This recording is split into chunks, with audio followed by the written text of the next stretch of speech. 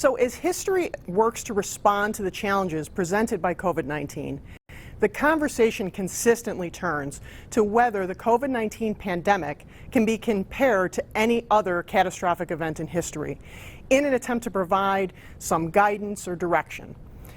And certainly from a health perspective, the COVID-19 pandemic most closely resembles the Spanish flu of 1918. However, industry and insurance and finance are very different now. So there has been some significant conversation comparing the COVID-19 pandemic to catastrophic weather events like hurricanes or wildfires. Now, these events lend some data points for comparison, but the limited geographic impact and duration of the natural disasters really create more differences than they do similarities. So it's more common for people to analogize the COVID pandemic to SARS. Many consider the COVID pandemic to have similar impacts to SARS, but on a larger basis. The SARS outbreak was the first pandemic of the 21st century. The outbreak affected 26 countries and lasted less than a year, with most people finding the impact to be about 8 months. Conversely, the COVID-19 pandemic was more widespread, it was more deadly, and it was longer in duration. But nonetheless, the SARS pandemic helped the industry appreciate the widespread and diverse implications of a pandemic, and in response to the SARS pandemic, the industry sought to clarify the intent behind coverage for business interruption policies.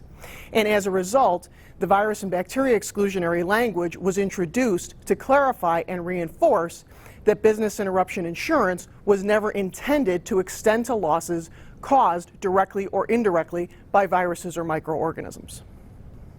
Prior to COVID-19, the two largest hurdles to providing pandemic coverage was the cost to the policyholder and an inability by the carriers to rate the risk.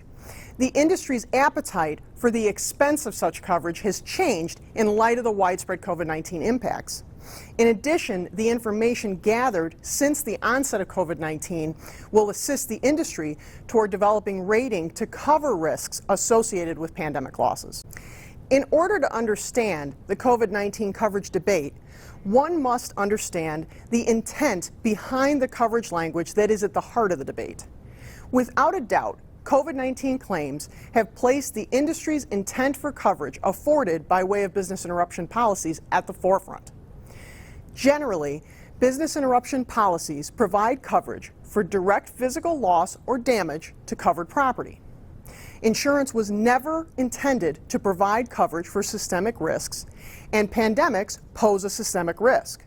Therefore, at its most basic level, we can say that business interruption policies were not written with the intent to provide coverage for damage related to pandemics, including those damages related to viruses or microorganisms. However, with specific regard to COVID, the debate hinges on whether coverage is afforded when the claimed physical damage occurs at the molecular or microscopic level. In a minority of cases filed as a result of COVID losses, courts have held that the mere presence of the COVID-19 virus means direct physical loss to property.